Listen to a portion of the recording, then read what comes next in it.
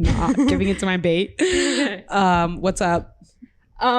It's good. How you feeling after all that prep? Good. I'm happy that we're leveling up here. Guys, we have a new setup. We have 3 cameras right now. And it's a lot. It's intimidating, honestly. It feels like eyes. Feels like what? It feels like an audience. We should have a laugh track. We should add a laugh track to our thing. That should be our next step. No, I hate that. The canned laughter. I actually never found it. It's kind of comforting because it's on your like favorite sitcom shows, you know? But I never new girl. Exactly. The real good shows don't have it. The funny shows don't have it. Yeah, that's true. But it is a feel good type of thing, you know? Yeah, that's what I'm saying. It gives you like a sense of comfort almost. But Rachel and Ross are like, I love you. Right. And then you're like, aw, you know, it's cute, but it doesn't really, it's a canned moment, you know? Also, some podcasts have like, obviously you need like a producer and everything, but they have like a soundboard. Yeah. And they do like constantly mess with the levels. No. Like they add like sound like did you ever watch Your Mom's House, like Tom Segura? No. They have like a crazy setup where they have like also like a soundboard where like they're adding in like sound effects as they're talking. Oh, sick. That's cool. Also like Tony, like Kill Tony, they have that. Like I know you love Kill Tony. Oh my God. Yeah. I mean, I actually like got over it. Like I went through like a phase where I was like going through the rabbit hole of watching every episode, but like now I'm like, I don't even care. You're on to the next thing. Yeah. Yeah. I don't know. I know you showed me that one episode, but I cringe too much. Like it's literally hard for me to watch it. It is, you know, to put myself, because I put myself in the people's shoes and I'm just like, it's like you would do stand-up comedy. It doesn't matter. This one guy, okay, I actually watched the recent episode saying that I'm over it, but this one guy came up and he literally was just like plugging a like GoFundMe page. Yeah. Like, the whole time. Like it was just so funny. Like he just like came up. It's like, it kind of takes balls to do that because you know they're going to like make fun of you for that. For sure. He's like, yeah, everyone go check out this GoFundMe page, like whatever. What was he fundraising for? Just himself? Oh, he was fundraising for, what is it called? Quad amputees. I guess they like lost all their limbs. Oh, wow. Like a charitable cause? Yeah. I thought he was just like promoting his own page. No, he said his friend is like an amputee from the army. Yeah, good for him. But it's not what the show was about. I know, but still, you know, like if he did that, like good for him. Another thing that like fell off what I used to always listen to is Joe Rogan. I literally haven't listened to a podcast in a while. I haven't listened to a podcast in a while, and then I've tried to go back to it and like watch an episode. You know Matt Rife? Yeah. You don't like him? No. Why? Full of himself? Oh yeah. But that's the whole point. Like that's his comedy, like self-deprecating, but like acknowledging. He's not self-deprecating. The man thinks he's Zeus. You don't think he looks good? I mean, that's a separate thing, right? Like he could just be an attractive comic, but I don't tend to like love egotistical people. He just seems very egotistical, especially the way he spoke about his breakup with his ex and the way he was referring to how she went crazy. She was like that was crazy. That was crazy. I was like, oh God, that's like actually toxicity. Yeah. Depends. Maybe he like came late for dinner and she freaked out. Thing is, we don't know the context. He should explain it. Maybe he cheated on her and she freaked out and he's like, this is too much. Yeah. I would like to go anywhere. You are controlling me right now. Like this is like calm down. Crazy. You are overreacting. I'm out. I am Matt Rife, the comic with biceps. Yeah. You should be kissing my toes. Anyway, so I don't know, it gives that energy. And there's just so many other comics that have like this self-deprecating humbleness. And like they seem like so much more like, you ever heard Fortune Meister, I think her name is? Dude, she's so funny. She's like this fat lesbian comedian. Yeah. She just seems like the friendliest person. She seems like the kind of person you want to run into in like Walmart or something. Like she would be so nice to you. Matt Rife looks like the kind of person who would like scoff at me if I were to say, "Hey, I'm a fan." Right. Just an opinion. Just an opinion. Yeah, no, it's true. Like he probably like all these girls hitting on me. Like yeah. I actually started watching Suits, and like with your mom. Yeah, and the first episode, the intern, he like obviously he doesn't go to. Do you know the premise of Suits? No, it's like lawyers, right? It's lawyers, but basically how it starts is like this kid. He's like broke, but he's like super. He has like a photographic memory, and he doesn't go to law school, but he takes like people's LSATs for like they pay him to take the bar, and then he he like finds himself in a job interview. Like he was running away from the cops. Suddenly he's like in this office with this like top lawyer. Oh. And he's just like, I'm not here for an interview, but like whatever, but he needs the money. So he's like, he's telling him like, he's like, I let me do this job. And he's like, why would I hire you? You're not a lawyer. And he's like, I know everything by heart. Basically he impresses him with his smartness. Anyways, the point is that once he gets into the law firm, there's this girl, which is Megan. Mm. And she's like showing him around and he's like, oh, thank you. And she's like, you're hitting on me. And she's like, don't even think that you can get in my, like, with me because you can't. In my league. And then like later on in the show, they kiss or whatever. And then he breaks up with her and she's like all like heartbroken. Oh. But it was, you're like, so are you interested in this? Yeah. Oh no, I'm sorry. Okay. Yeah. So the point of what I'm saying is that it's just so cringy that I don't know why they wrote that in the beginning, she's like all like, stop hitting on me. Okay. Like she's like literally like, you're oogling maybe at that me. was the point. Maybe that was the point. She was a very, like cold character. And then she ended up being the one that was heartbroken. It's exactly. It's a typical type of like, didn't see that coming. Yeah. Like we saw that coming the moment she's like, you're hitting on me. Relax. Literally like haters to lovers. Is that what it is? Enemies to lovers is enemies to lovers. The most predictable. They were enemies though? It seemed like he liked her. No, they weren't enemies. She just was like yelling at him for hitting on her for like 2 seconds. But anyways, like, I don't know. I can always tell when, I don't know if a man wrote the show, but I can always tell when somebody who hasn't lived in writes like a female character because for God's sake, there are women who are like right away being like, whoa, you are hitting on me. But like, most women are not.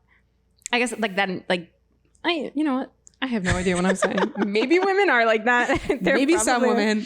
There probably are. Most women are not that like overconfident. Yeah, I would say so. Actually, there's women. There's definitely women like that. Definitely. This is the most confusing conversation ever. Just took these people on like a full loop. Also, like, how did we get here? How? The laugh track. I was saying no. I would never ever watch Suits. I would never watch that show. It's a really interesting show. It's actually a really good show.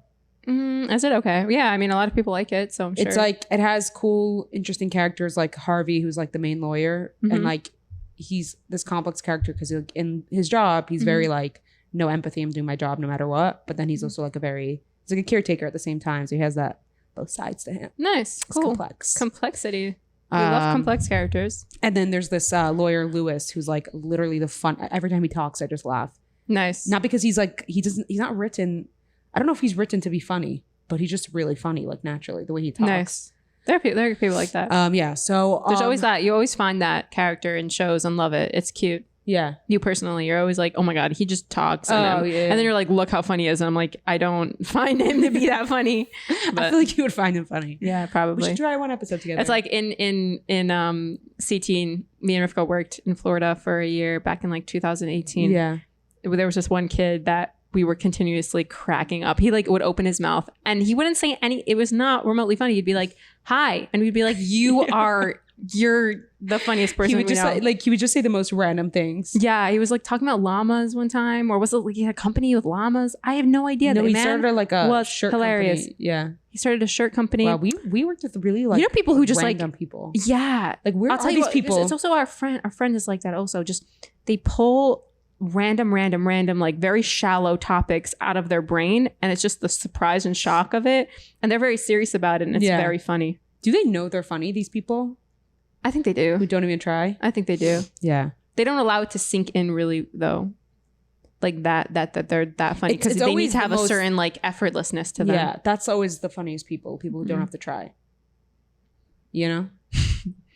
Sure. No, you don't think so?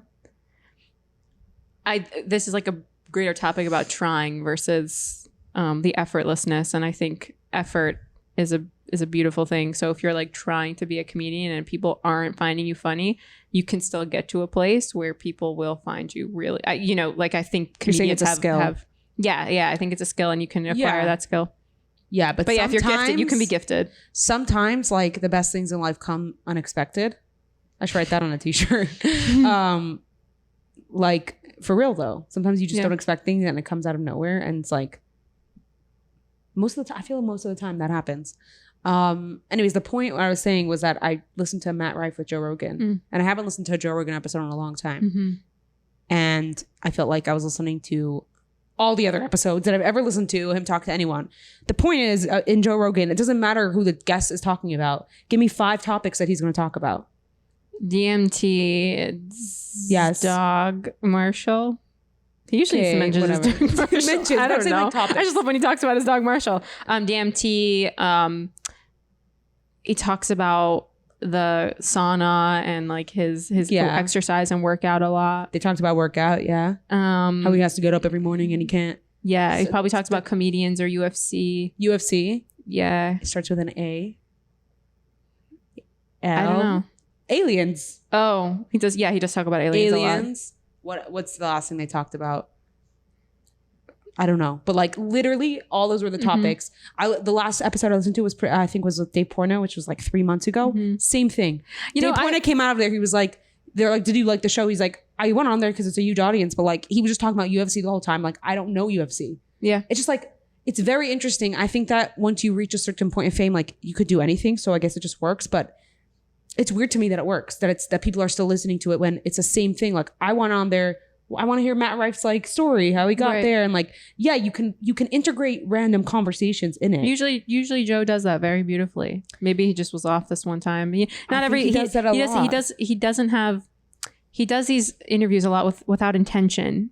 And I think that's a really beautiful thing because it ends up being that most of the time, everything you've ever wanted in a podcast was with his podcast and in the way he interviews people. But sometimes he's just, when he's in a rather UFC mood, he's just doing UFC. He's just rambling on UFC and you're like, maybe on the spectrum a little bit, like autistic a little bit. Nah. She's like focuses on like these conspiracy theories. And I mean, that's like everyone has fixations. But he's the most unautistic person ever. Why? Autism actually has like attributes to it. It's a spectrum. Damn, so we all must be autistic. Maybe we're all on the spectrum. But like he like sorry. I also think that on Joe Rogan, people are very nervous to go on. Like I'm sure Matt Rife was very nervous, so he's just gonna let Joe like lead the conversation no matter what. Yeah, it felt like that also. Like he wasn't really contributing much. He was just like agreeing with Joe and then bringing up these like random stories that didn't really lead anywhere. Like at one point it got silent and Joe was like, so like, you know, well, this is weird, and he brings in like about like that would kill me. Is weird. Oh. He just brought up like a random topic that he would talk about. You know what I'm saying? Like the guest also has to be like comfortable enough to share. The guest not only comfortable, but I feel like the guest also there has to be a certain energy that works between Joe and somebody else. And sometimes that doesn't happen. You know, Joe is like a person like everyone else. Not everyone has chemistry with everyone. Yeah. And so maybe it's more of like, the chemistry didn't work between these two guests versus Joe was just like fixating on topics. I don't know, the best interviews that I've watched with Joe is that they're both people are giving in like as if there's a normal conversation, a normal flow. So the person is very comfortable. Yeah. And they're giving a lot. Like I think about the Miley Cyrus one. It was like a brilliant podcast and I'm sure it has tons of views because you really just saw Miley in this whole different light. Mm-hmm. And but she's not like she's not going to get like intimidated by Joe Rogan. That's the thing. Yeah. Like people who are like, especially comedians who are up and coming, like they like, you know, worship him. I guess Matt was one of them. Yeah. Who cares? Glad he was uncomfortable. Hate him. I don't know. It was really that interview that he talked about his ex-girlfriend that got you icked out. Yeah. What are one of your icks? Like, what are your icks for like a guy? Do you have? I don't do Icks. You don't do Icks? I don't do Icks. I don't believe in the philosophy. Really? No, I mean... Not something that like... Icks are not deal breakers. Just things that are like... Ooh. Like I heard someone saying like their husband was their fiance whatever was driving a car and they went over a speed bump and he fully lifted out of the car seat. And she's like, why are you like light enough to like be lifted up? It was so funny. No, but like it wasn't like like I'm breaking up with you. It was just like an ick. Well, it's like I can't get that out of my head. Yeah, exactly. That's so funny. I don't know why. I imagine him like lifting out of his front seat into the car seat and back. Like I was even because you said the car seat, so it's just like all of a sudden he's in the car seat, and she's like, "What happened?" She's like, well, how's the car moving right now? Their fiance, but they have a child. They have a car seat just in case. Just in case. They're actually pregnant, this particular couple. Oh. By the way, this reminds me, the other day there was an accident right outside my building. It was like 10 o'clock at night. I was, I think, watching Suits. She's so predictable. God, you just do the same things over and over. Literally. And I hear like this huge crash. I ran outside and this car like bumped into a parked car. Aye. So and his earbags, I hate when I do that. His earbags were out and everything. I was like, I was the first one to walk outside. Like suddenly like all the neighbors were out because they all heard it. So I quickly called 911. You didn't look out the window first? No, I didn't go downstairs, like on my porch. Oh, okay. And I called 911 and I was like so nervous for some reason. Like they're just like, what like, how many cars are involved? I'm like, it's one car. I mean, it's two cars. I mean, he crashed into like a parked car. Like, if you know what I'm saying, he's like, is the person like, did you see movement? I'm like, all the airbags are out. I don't see the guy's not coming out of his car, whatever. It was so interesting though, because they came like 2 minutes later, which was pretty cool. Like how the system works. Like, that's really quick. Within a minute or two, like there was like 4 fire trucks. But he came out and he was like laughing with the EMTs. Ooh, is he intoxicated? Me? I didn't think of that. But I was like, why didn't he call the police on himself, or why didn't he get out of the car? It sounds to me like he was drunk. I don't know though. I don't know. Could be like they were just like laughing with him. Were the EMTs laughing with him? I couldn't see the EMTs. Like the EMTs back were facing me, so I only saw like him getting into the Did you ambulance. see them like chuckle? Their backs like chuckle. I didn't look that much into it. We were just like, is he okay? Like, and I see him like laughing. Sherlock hat taking notes. Yeah. Oh, okay. Bummer. It's like my binoculars from the porch. But I think that was like updating the 911 call responder. Yeah. Yes, he's laughing now at the EMTs. I don't know if the EMTs are laughing too. Literally. Also, I didn't know like how long, because like she was like, "Okay, stay on the phone. I'm transferring you to the fire department, whatever." So they transfer me to the fire department, and I'm saying the same details over, and then I'm like, "Okay, can I hang up now?" And then like she just hung up on me. Jeez, so rude. She's like, "We're forming a friendship, like actual emergency here. I can hang up." Yeah. Wow, it's so jarring to witness a car crash. Yeah. Also, calling 911 seems like so much more of a bigger deal than it is. You know, it is. It is a big deal. It is a big deal. It's like, it's not though. Like you're just calling a number to call the police. I'm like, I don't know.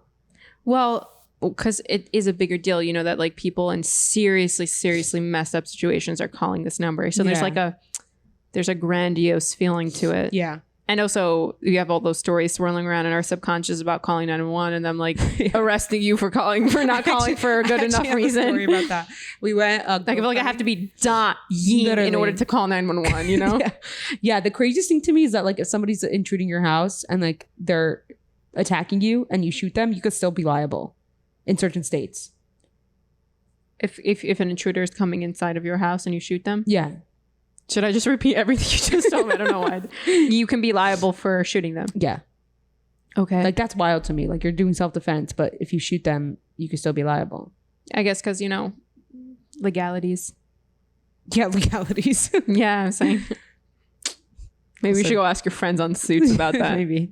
I was gonna say that we went go-karting like 2 years ago on Pesach in Orlando, and my brother, I guess his phone was jammed between like in his pocket and like the go-kart, and we went like 3 rounds go-karting. He didn't realize he called the police like 20 times. Oh my god, wait, that's like my nightmare. And as we were leaving, the police showed up.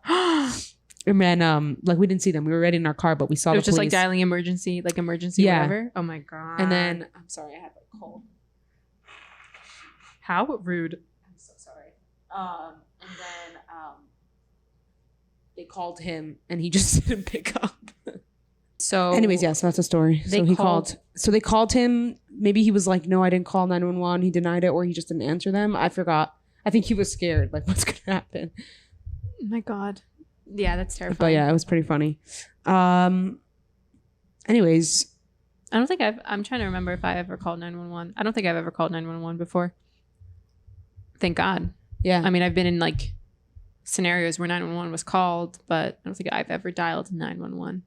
I think I might have dialed it just because I wanted to see what it was like if I put it on my phone. Yeah. Covered my finger over the green dial button. Literally the most thrill you've ever felt in your life. I just want to feel something. Yeah, literally. The one other time I was like in like the Brooklyn Museum, maybe like the museum on like Eastern Parkway, and I went to the bathroom there and somebody like just fainted and I called 911, but then she like got up and she was fine. So I just like was like, have you ever fainted before? Yes, I was with you when I fainted. Oh my God, right, you were giving blood. Yeah, because you manipulated me. Let's talk about that. Whoa, we're gonna hash this out. Okay, let's talk about it. We said we were gonna go get our blood done to get movie tickets, to get free movie tickets. Yeah, that's so exposing. All right, we were good Samaritans.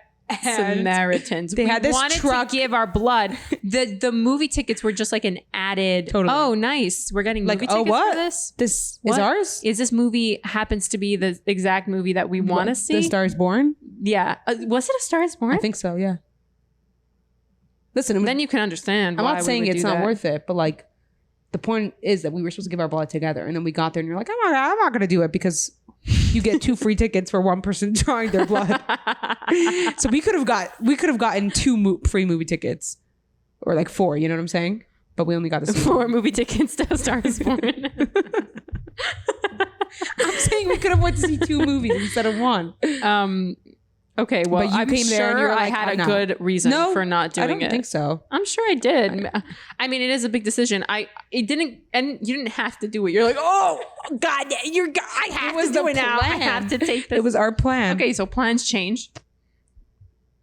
Not for me. Not on the whim like that. Anyways, I hadn't eaten anything that day, and then I just like literally. Right. So that was the dumb thing. That was the dumb thing that we did in our youth that we can remember. No. It wasn't the morning. So then how did I not eat all day? I don't do that. I eat. I don't know. I'm not entirely sure your diet of that day. I'm gonna have to just recall. I probably had the same thing that I had every day. But I do remember that. Okay, so you walked out and you were white. You were white like a sheet, and I knew you were going down. I knew you were gonna hit that ground, and I literally. I'm pretty sure I was like, I see black spots right now. You did. I think you said something like that, but I caught you before you started fainting, so I caught you, but I actually could not hold you up because when you're just like dead weight, right. You know what I mean? There was not like an ounce of you that was conscious. No, you were conscious of like I was unconscious. You were unconscious. Yeah, you fainted. Yeah. And I laid you on the ground, and then I think this car was like backing out of the driveway. This car was literally laid you out like roadkill. It was like a doormat. And I was very nervous because I thought they were gonna come roll over you. So I was like, I ran to the car and said, don't back up. By that point, I think I was already conscious. Yeah, that's when you were starting to get some consciousness back, and then you were in like a little bit of a daze, and you were just. It was literally one of the worst feelings ever. I still remember. I was so nauseous. I literally was like, everything was turning. I'm pretty sure it was. It's not funny. Like when people say like you're green when you're sick, like I was actually green. You were white. I would say more. Yeah, you were you're green because I feel like you're really like tan. I have like an olive skin tone. Exactly. Yeah. So all your color really. And then we were in the car and you were like lying down, and I had to lay down in that truck like for like another like 20 minutes or something. They tried to give me snacks. I was like, I'm not eating right now. You did eat though. Did I? Yeah. So I guess you do know my dietary thing of the day. Whatever. Yeah, I've fainted also before, but not near people. I remember I was in the Tzemach Tzedek shul in Sfa. In seminary. Really? Yeah, I didn't really faint. So I was. I remember it was like a holiday. I don't remember. I think it was Yom Kippur. No. I think it was. No, it wasn't Yom Kippur because there was food. Oh. But I was. Maybe it was a fast actually. It was Rosh. It actually probably was because I remember people bringing food and I was like, I don't think I'm not well enough that I don't have to fast. But. Yeah, it's very scary when you faint. It feels like the entire world is crushing on your shoulders and head. Mm. It's just like a very large pressure. It's so crazy that you can just like fall back and like lose all consciousness. Yeah. Wild. So Rosh Hashana is coming up. Speaking of Yom Kippur. Yeah. How do you feel? What's your feeling towards Rosh Hashana? I love Rosh Hashana. Yeah? Yeah. Me too. It feels more like the New Year than New Year feels like a New Year. You know what I mean? Yeah. Like on a secular calendar. Sure. Because it's the start of a school year, like our whole lives. This actually feels like a new year. And It's just I wish it lined up. Yeah, that'd be cool. It'd just be like nice. Yeah. Just be like that aligns. Like Christmas and Hanukkah kind of. Yeah. And then Yom Kippur. Fasting. It should be fine. I'm dreading it. But yeah, you're addicted to caffeine. That's somebody told me that you can get like caffeine injections. Yeah, you before could do the that. fast, and then you're good. You could do that. It's so wild. I'm not doing it. Does that not concern you that you have to do that in order to just be okay? Last Yom Kippur, I was actually not that bad with the caffeine thing. Okay. It's just such a shot in the dark because you've literally no idea how you're going to feel. And once you have like a terrible headache. Everybody's having a hard fast. It's not like I'm having a worse fast because of the caffeine. You can have an incredibly harder fast because you're addicted to caffeine. You literally don't know if you're going to wake up with a pounding headache. I have been around you when you were just like on a regular normal day and you haven't had a coffee yet and you're like, my head is going to explode. Sure. It's really true. And so, yeah, you can have that on Yom Kippur where you just wake up and you don't feel that. But like, what are the odds you do feel that? And then you're not going to be able to have the caffeine. Listen, I'm going to get through it. It's one day and like we're in shul all day. And then like I come home and I just try to sleep and it works out. I don't know. It just works out every year. You're not. Are you a good faster? faster? Stop drinking caffeine. I don't know. I don't know what qualifies for that, but yeah. Like you're fine. I'll be fine. Like, are you it's hard. all day Yom Kippur for me. or you stay home? Yeah, I'm in shul all day. It's like Chabad. So right. I cannot, like, I think I've been getting worse with fasting. I think that happens as you get older. No, my God. We're so old. Like we don't party anymore. Like partying, what is not that? Not partying, but like drinking. You know what I'm saying? Like we used to, get now. Like tipsy. I'm like now I'm like what drinking? Now I'm more like wine. Exactly. Yeah.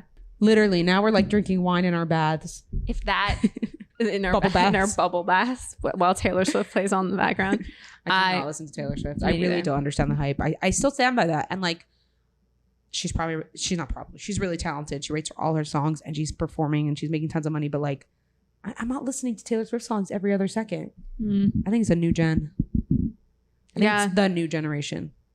I don't know. I don't know how they listen to her songs, but yeah, that really like shows me my age. Oh, I like when I talk like that, I'm like, there's this very strong voice in my head that's like laughing unironically that like I'm 24 and I feel that way. But by the way, I was just gonna say like we're literally 24. We're not that old. But is that not old? I think we're 30. Just brought up 30 is like a significant milestone. I don't think 24, 25 it's crazy like, that we're like on the road to 30. Whoa. Whoa. That's insane. Whoa. I'm gonna be depressed my 30s. I'm not. What? I'm incredibly happy to grow old. Okay. If you like, I feel like if you bite into your life, if you like soak your life up, there's nothing to be afraid of. Interrupting for a second to tell you guys about something really special. Talking Photography is giving away a fall photo shoot. Just go on her Instagram, Talking Photography. You have to be following the account. You have to like and save a post. Tag 3 friends in the comments. And then each tag that you do after the 3 initial tags is an extra entry. Plus you can get an extra entry by posting it on your story. The winner will be announced in exactly 1 week from today on September 27th. Just a reminder that this is a New York City based photo shoot. If you ever have a shoot that you need, just go to Talking Photography or talkingphotographystudios.com. Go check her out. What I mean by that is I think that if you get to know yourself, get to know what you truly want, let your internal voice speak, which is a very hard thing to do, then that's honest. And if you're living honestly, and if you're also believing that everything is meant to be and God is putting things in your life the way the plan is supposed to go. It has to go hand in hand with like personal accountability. Yeah, we're like two sides of two different coins. No, I totally agree about the faith. But it just definitely confuses me because I think faith is very important. I saw this clip of Jordan Peterson saying it was actually pretty powerful. He's like, faith is the definition of like what you need to succeed, or faith is the definition of functioning because in this world, because you're going to the future without knowing what's going to happen. It is so every accurate. step you take, you're taking a risk. You don't know, but that's what faith is. At the same time, if you just rely on faith that, things are just going to work out, then you have people who take no responsibility. It's just very hard to find the balance because you hear people saying, work harder. Well, getting up at 7 a.m., get up at 6 a.m., you know, like all these crazy things. And then you're feeling guilt for like not constantly working on things. Yeah. And yeah, it's just like, it's such a hard, I think it's probably like a lot of people struggle with this. But yeah, it's just a big struggle to not feel guilty, be at peace with where you are, but also grow and change. Oh, 100%. Yeah, well said. I took it differently when we were saying what Jordan Peterson said about faith being what you need to function. And I just think that you need a greater sense of faith.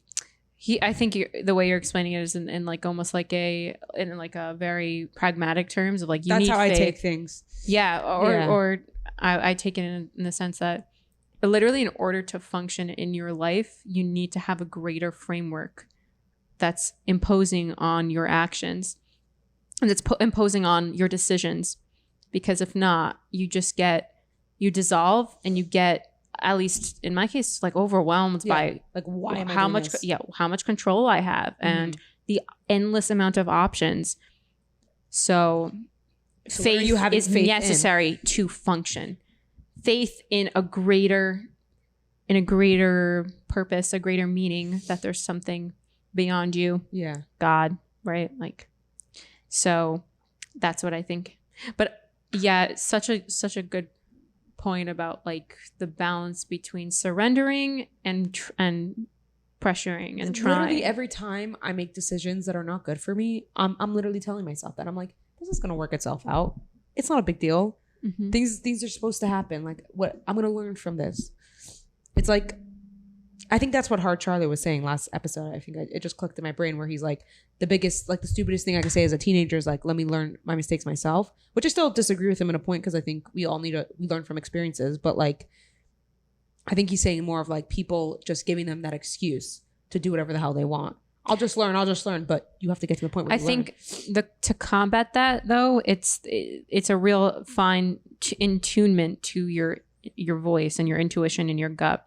It's honest. You have to be incredibly honest, and you have to have the space and the space to be able to receive that honesty that you're going to be telling yourself. You in a higher form, which is just incredibly cool to think about. It's not really you, but it's spiritual almost. So it's almost like future you. Yes, it is. Yeah. So when you're in that mode and just text him. Just text him. You'll learn. It'll be fine. It'll be fine. There is a you inside of you that's poking you with pins, saying, that's not right.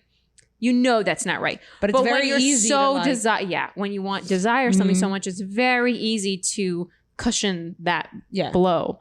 But that's the journey. Not the journey isn't falling for or pressuring yourself into understanding if you're surrendering or if you're trying it. It's fine-tuning yourself more and more and more into to letting that voice take up space. Yeah. And choosing that voice. Right. And that's like ideal, to always choose that voice. I think faith I don't think it's ideal. No? Sometimes you can't. Sometimes you shouldn't. So is it sometimes you shouldn't or sometimes you can't? Because I think sometimes you can't. Right. So I think if things are out of your control, then you can't beat yourself up for it, and you learn from it. But if things are in your control, don't beat yourself up for it, but just take responsibility for what you can do better. Yeah. So in other words, learn from it. Yeah, exactly. I guess exactly. It's the same thing both ways. But because that's life. Like, you're actually not going to be able to do it 100% of the time all the time. Yeah. That's the beauty of it, though. That's part of it. In the way I operate a lot of times is that, like, if things are out of my control, it almost gives me comfort, because it's like, I can't do anything about this. So the responsibility isn't on your shoulders. Yeah, like, even if it's hurting me, or like, you know what I'm saying? Like, there's nothing I could have done differently. That gives me peace. Like, what could I have done differently? There's nothing. So like, it's okay. Like, I'm just gonna have to live with that. Yeah. And learn from it. When things are in my control and I make mistakes and stuff like that, that's when it really gets me. But, I think I relate to that so much. But for me to relinquish that control, or those feelings that I get when I feel like I could have done something differently, or I messed it up, and it's that I did everything that I could have done at that present state. Meaning if you went back, it wouldn't have been different, type of thing.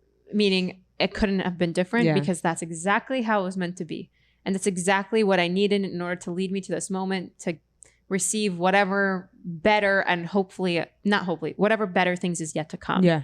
So again, that's faith, and that's relinquishing control, and that's letting go, and that's deeply, deeply spiritual. So it's the same. It's like the same message, I think. It's just all like everything sometimes just all ties together. Like the whole idea of like that, like pain is growth.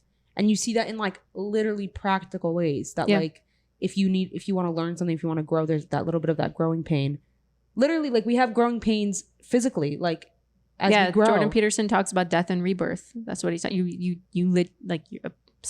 die and then you get reborn into like a fuller like version of yourself. You're like a new person. You're like leveling up. The way I see it is like, the way I see it actually is layers. Okay. And you just either get deeper or you grow more objective in both directions, I think. It's just like a visual that I always am constantly think is like how deep what level is somebody at? That's kind of how I almost look at somebody when I'm meeting them for the first time. Like what layer are they in their conscious mind? What layer are they in the sky? It's also why like a lot of times people who don't struggle, I was going to say financially, but even if you don't struggle financially, you could have other struggles. Like people who don't really have so many struggles. It's like that's what we want in life, but at the same time, does that create the best like character? Yeah, you know that saying is that if you had everything, you would. What Jordan Peterson talks about that all the time. He says that there's like that. They had everything and then they still wanted more. They still like messed it up. Like if you gave everyone, literally like what people say America's like today. Like how privileged are we that we're arguing over that we have the privilege to argue over. You don't like that argument, but no, because there's a truth to it. It's a shame tactic and to shame people. I don't agree with it. Right. I hear that. We're privileged in the way that we have different issues than people who are just starving have, but we have. You're saying it's still a valid issue, and there are still issues that are not about survival. You know, Maslow's hierarchy of needs. It's not like well, we don't have. We're gonna freeze to death, but there are. But I'm talking about more like some things that are like the whole thing I was saying last episode about like the time deafness or whatever, like things that are like obviously ridiculous, Yeah. It's like, wow, like where are we at, but it's good. It's also good. Like we don't want to have struggles, but we want to build character. Yeah. I hear what you're saying. I don't know. That's why I think like when I raise a family, I'm thinking like I'm gonna be like a billionaire, but if I was, I would still buy like a smaller house. Not a tiny house, but like my kids would share a room and like they would do their chores and we wouldn't hire like a chef or anything like that. Like they would not struggle, but like earn stuff, Yeah. They would still have that like upbringing that I had, which was like we were all in this like small place together, but it was beautiful. Like we just like all hung out with each other and now we're all older and like so close because of that. Yeah. Yeah. Don't just give your kids money because they're demanding it. Yeah. Like, that's just one example. But like even the idea of like living in a huge mansion and like, it's just like, what are they? I don't know. It doesn't build character. Yeah. Trying to give your kids grit. Yeah. For sure. Well, you better be careful of that because, the trillions of dollars are coming your way. No, literally. I don't know what I'm going to do. I don't even know if they're going to be a bank account big enough for that. It's going to think about the person who won the $1 billion lottery. So crazy. It's such a foreign concept. Instantly rich. Yeah. I've heard of this thing where it's like people who win the lottery, most of them don't end up with the money like after like a year. Yeah, like the end of year. It'd be so dumb to do that. I know. I don't know if it's true. Like I don't understand that. Like maybe just dumb people are getting it, but like any smart person would just be like, okay, I'm gonna invest a certain amount of it. I'll splurge a little bit of it. But like I'm gonna invest some of it. Right. You can't get rid of all of it. I don't know. For instance, if I won the lottery, I would definitely hand it off to people who know money stuff. Right. Because I'm so not like I don't know. FICO credit score, the IRS? No, not the IRS. The Roth IRA. Oh yeah. It's pretty easy. I just told you the extent of my finance knowledge. Bitcoin? What is that? I've been hearing about it. I know what Bitcoin, Bitcoin. Is. Yeah. You're right. Do you know God, you didn't ask me what it was. I do know what it was. Do you know what what is it called? I forgot. Whatever. It doesn't matter. This is so dumb. Anyways, but what was I going to talk about? Oh, I was going to say that. Did you hear that Claudia Oshry, like girl with no job, she's on Ozempic? Did I? I think I told you. Yeah. Which is funny because she was talking about Yom Kippur and she was like, "Yeah, it's like I'm literally not going to have an appetite, so it's like I'm cheating." Like, isn't that amazing? Wait, why is this not like coming? I'm not understanding. She's taking Ozempic. So when she's fasting for Yom Kippur, yeah, she doesn't have, like, she's not going to feel like it's fasting because, like, Ozempic suppresses your appetite. Oh, interesting. So I wonder if she's like, yeah cheating. She was like, she was like discussing it. Like, she was like, this is like kind of. Oh. Okay. Do you want to talk about the whole? We have a few things in pop culture. Okay. So I'll tell you the options. You'll tell me what you want to talk about the most. Sounds There's Mila Kunis and Ashton Kutcher, the whole controversy. Joe Jonas and Sophie Turner divorce, or Drew Barrymore controversy, which is like, it's kind of dumb. Wait, let's talk about the Joe Jonas divorce. So Joe Jonas and Sophie Turner are getting divorced, but it's just That's interesting. so sad. Yeah. I wasn't really like fans of them or anything, so like I had no connection. But you, was I a fan of theirs? they just seemed solid, like in their marriage. It seemed like it seemed like they were like a solid couple. They like all the brothers seem like they have like, you know, they keep it more private and they like, you know, right. They're good about it. I mean, is the third brother married? Well, one is married to Priyanka. Mm-hmm. The other one is, I think they're married. He's married. Oh, okay. I don't know who he's married to. Yeah. Yeah, I don't know. That's pretty sad. Yeah. But hey, it happens. Do you see like what was coming out like from Joe Jonas's like PR team? No. Like the whole week since they announced it, since it was like leaked, I guess, or brought out, it's been coming out that like Sophie Turner, she's like more like she's not a present mom and she likes to go out and party, and like Joe is always with the kids. And then they're like, and they like Joe saw something on the Ring camera that like finalized his decision. Nobody said what he saw on the Ring camera. But it's like been coming out that like, you know, she's like the issue. But it's just interesting that everyone is kind of taking Sophie's side because it seems a little fishy that like his PR team is coming out with all these things. It's like, what is he doing wrong that like he has to like cover it up, you know? Mm-hmm. So just interesting that he's kind of taking the fall in this. And he said on like his concert recently, he like said on the mic, like, if you didn't hear it from these lips, like don't believe it or something. Like even from his PR team he's referring to? I have no idea. Damn. Everyone's speculating that it's his PR team. Nobody knows. It's not like, we are Joe's PR team. I think it's like them, you know, sending articles to these places. Interesting. To cover up. But wow. It's just crazy to have like such a public divorce, everything aired out. That's what I was gonna say. Like amidst all probably the pain and suffering that's coming out from, you know, divorcing someone, then to have it like, I don't know, displayed, like guts displayed like that. I don't know how I would manage. Yeah, like why? Like how did he even get out there? You know. Wait, how did the that they're getting a divorce get out there? You know, like who's? Oh, you know, these things come out because there's people involved and you know, I guess lawyers and stuff like that. Yeah, it's very hard to keep under wraps. Right. Plus, like, you know, they have public personas, so you know if they have a divorce, it's gonna. Well, similarly, like Chris Evans just got married. Yeah, I saw that too. I feel like no one knew that he was in a relationship. No, I did not know he was in a relationship. Yeah, like I feel like he was able to really keep it until they got married. He was in a relationship with her for a long time. Also, I don't know. I think maybe 5 years or something. Yeah, like a long amount of time. Whatever. How do people date for that long? I don't know. Like we really don't have that where you date for 5 years or even I don't know. Or even like 1 year is probably the max that people do it. That is insane. Because can you imagine at the end of something like that? And that happens all the time. Yeah. Like breaking up after. When I went traveling, like I don't know if you experienced the same thing. We would meet Israelis who were like, I just broke up with my girlfriend, so like I'm traveling now. And we're like, how long do you date? Like 2 years, 3 years? I can't wrap my head around it. I feel like people know earlier when it's not going to work out, but they just kind of are in the comfortability of it, you know? Possibly. Because I don't think... You could know after like 5 months where it's going with this person. You can know way quicker than that.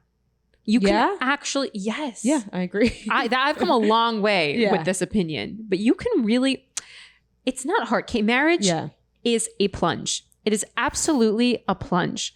It's not a logical decision. If you find someone you like and you have the same values and the same like future plans and the same sexual attraction. Yes, it's like literally there's just like there's like 5 things that you're supposed to. There's attraction. Do you respect the person?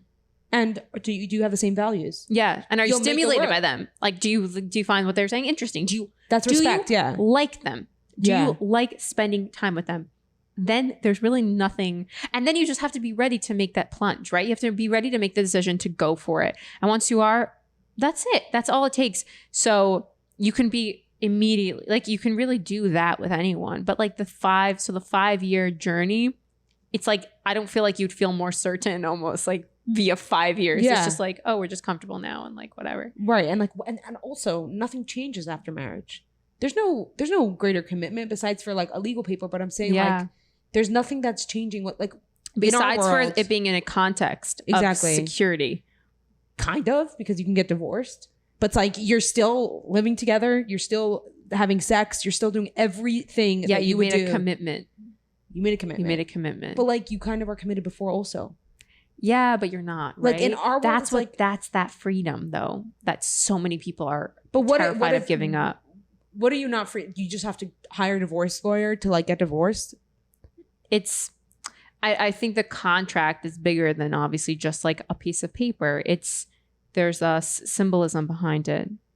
Yeah, for sure. For sure there is. So some people take it lightly. You're like, oh, let's just get married and I could still divorce you. But right, you are like spending a ton of money on it's a big decision. Where you're like the wedding night, I guess, is like a big deal, whatever. And then after that, nothing changes. It's nothing to do with I don't even think it has anything to do with the wedding, how much money you're spending on like the catering. It's about making this incredibly big decision and then committing yourself to making this work. Because you know for absolute certain that if life is going to do anything, it's going to take you for a ride. But I'm going to do it with this person. And that's an incredible decision to make. Yeah, so why do 50% of marriages fail? Because people are not fully committed. Because life is tough and people don't fully grasp that before, or, you know. I think there's something to the fact that like marriage in the secular world versus how we get married is like, there's not such a big difference. And so it's more chill. It's more like we're getting married. Like it's not a big deal to get married. In our world, it's like, you know the guy for 3 months, 4 months, you know, and you're committed. You're like, I'm making this decision to commit to you.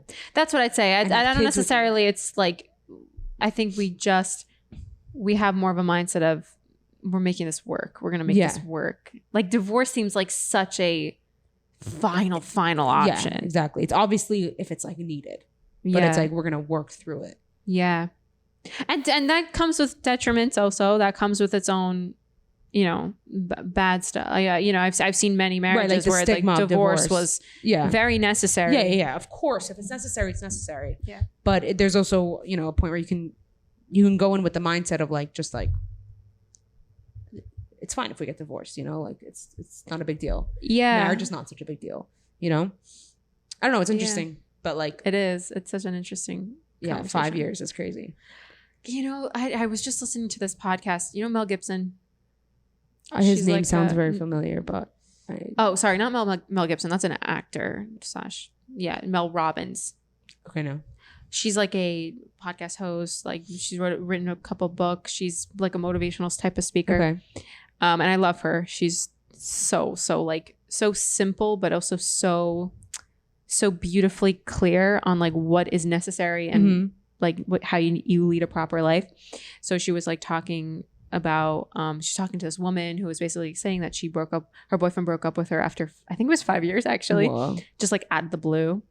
And the girl was basically saying how, you know, there might have been signs, but she didn't really notice them. And he was like, everything she's ever wanted in a partner. And like, she doesn't know if she was debating whether or not she should move. She's had this like instinct to move away from her hometown and go start somewhere like in New York City.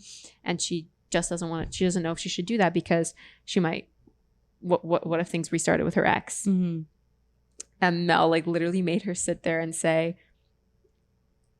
I know deep down that I want to, this is what is proper for me and I need to move.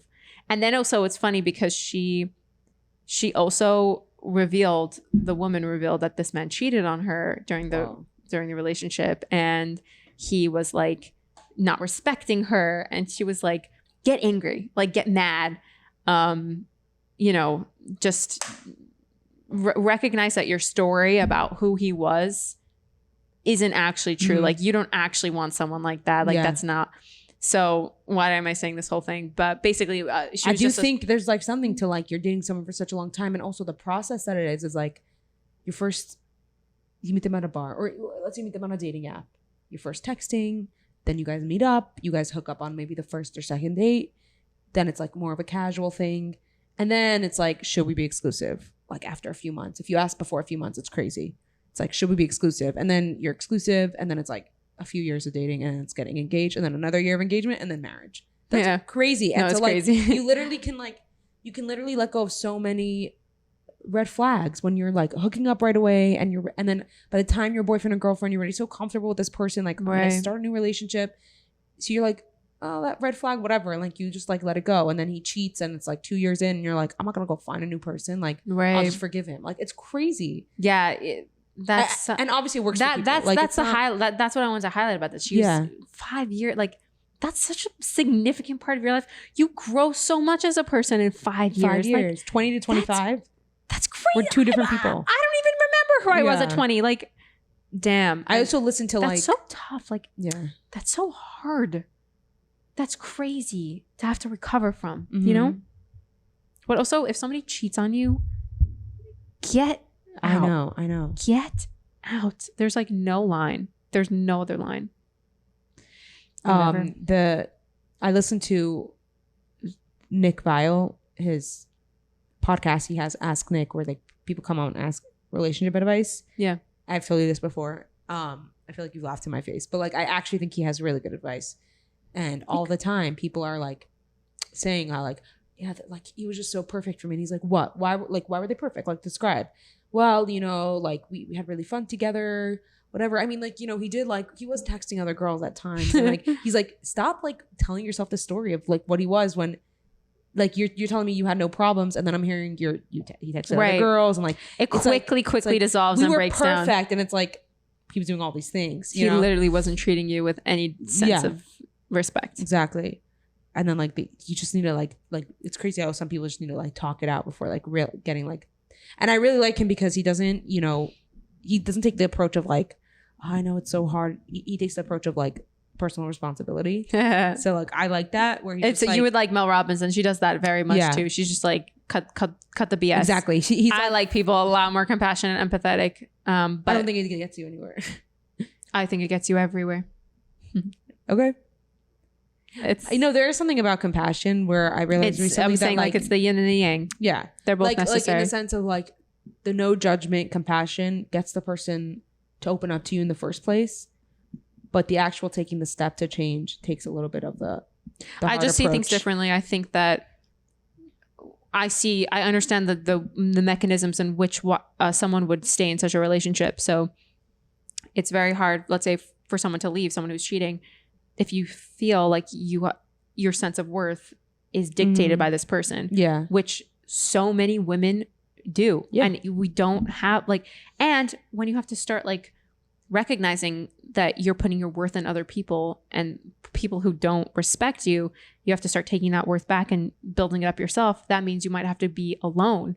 And most people, everyone doesn't want to be alone. Most people have a very hard time spending time alone. More people are lonely than they've ever spent time alone. Yeah. And so getting the person to take that action to better themselves, you need to be stop, take some responsibility that you're putting yourself in this situation. This is not all the other person's fault. You're the one putting yourself in this situation. That's it's a little bit of such an impassioned speech. Yeah. That's a little bit of that. If you're just don't worry, you're right, it's not your fault, it's all his fault, and you don't deserve this, and the person's not taking the responsibility of like, I can change this. You know what I mean? There's something I think you have to negative to that. Feel it out and measure the kind of, if someone's seeking advice from you. Personally, I think that you can't force change on someone unless they do it themselves. Of course. It's a matter of figuring out on your end what kind of messaging you think this person needs in order to get that person to be aware of that change that they need to make inside of themselves. And I have found that through understanding and compassion, most of the time is how you connect with people and how you 100%. Make them see the changes that they need to do themselves. And no, I totally think that people automatically go to the judgment thing. And that's why sometimes I can't open up to like people who are close to me because I know they're going to judge me about certain things. So I won't even open up to them, which is sad because maybe they can help me and give me advice. And I know they want the best interest in me, but they're just going to jump to, what are you doing? Why are you doing this? That's gross. Ew. It makes you feel so shameful. Yeah. So like you won't even go to them in the first place. But like Nick Vile. Yeah, but I don't know. So it's very interesting what you're saying. Like I totally hear it. Then like you'll keep going back to the person who's going to show you compassion for sure. Yeah, but you need to reach a point where you're like, this needs to change. You know? Yeah. No, for sure. I think that the journey to get there a lot of times is wading through your own self-judgments and self-hatred and not recognizing how little you feel worthy. Yeah. And for me, it's like you have to push all of that away. All of that. I need to change. I need to be different. I need to, and get to a place where you're like, 1 second, I'm literally telling myself, or I feel like I'm not worthy. I feel like I'm unlovable. I feel like no one will want me. And to get to that place where you can finally rewire such a deep, like subconscious messaging that you tell yourself, it's important to be compassionate towards yourself, be understanding towards yourself. And then once you're there, once you have like a solid foundation of like self-love, that's when you can start being like, all right, now like how do I start bettering? But I don't think most people have that foundation. It's almost like when you get that confidence, you like just accomplish more. When you have that self-confidence, you're able to like just believe in yourself to do more. Exactly. And you're able to withstand the real judgments that I see the judger and the judgment's coming from two different voices. One is coming from an ugly monster and one is coming from your higher self. I love that. That's really cool. So you have to figure out which one's coming from. I always say this because I love this. It's like in the very beginning of the book of 7 Habits of Highly Effective People, where he talks about his son who was like underperforming in school and sports and all that things, and they didn't know what to do with him. They would always try to like encourage him and give him rewards if he did good and tell him he's amazing, and like nothing was helping. And then they realized that they themselves didn't believe in their son. Yeah. And then they did the paradigm shift. Yeah, I love that story. Yeah. Where they believe in him and they're like, no, you are actually amazing. You have such a potential. And then that's when they saw the change. So it's like just somebody having that confidence or that support system, people who are like, of course you could do that. Like not even a question. And it's like, yeah, that's when you just like, when you have that confidence, that's when you could accomplish things. Exactly. Yeah. All right. Like it always goes back to confidence. Confidence, balance. There's certain keywords. Yeah.